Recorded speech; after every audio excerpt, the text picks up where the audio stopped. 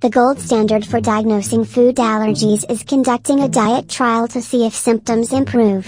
You can feed your cat a novel protein, like duck, rabbit, kangaroo, or venison, or your vet may recommend a hydrolyzed diet where the protein is broken down into tiny pieces unrecognizable to your cat's immune system.